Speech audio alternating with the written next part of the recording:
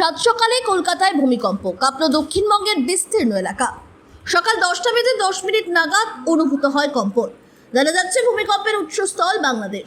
সূত্রের খবর, শুক্রবার সকাল ঘড়ির কাঁটায় 10:10 আচমকাই কম্পন অনুভব করেন কলকাতা সহ গোটা বাংলার বাসিন্দারা।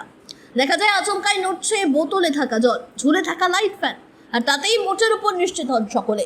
তড়িঘড়ি বহুতলের বাসিন্দারা আবাসন ছেড়ে বাইরে বেরিয়ে আসেন। কলকাতার বহু অফিসের সামনে দেখা যায় কর্মীদের ভিড়। 29 সেকেন্ডের এই কম্পনে আতঙ্ক ছড়িয়ে পড়ে সর্বত্র। একই পরিস্থিতি উত্তরবঙ্গেও, সেখানে অনুভূত হয়েছে কম্পন। রিক্টার টেক রিপোর্ট অনুযায়ী এদিনের ভূমিকম্পের উৎসস্থল বাংলাদেশের নরসিংহ। তার প্রভাব পড়ে পশ্চিমবঙ্গে। এদিন কলকাতায় কম্পনের মাত্রা ছিল রিক্টার স্কেলে 5.7। তবে হতাহতের কোনো খবর নেই বাংলায়।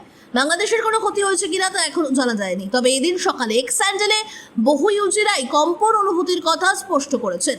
কেউ জানতে চেয়েছেন সত্যি ভূমিকম্প কিনা, কেউ আবার আতঙ্ক প্রকাশ করেছেন।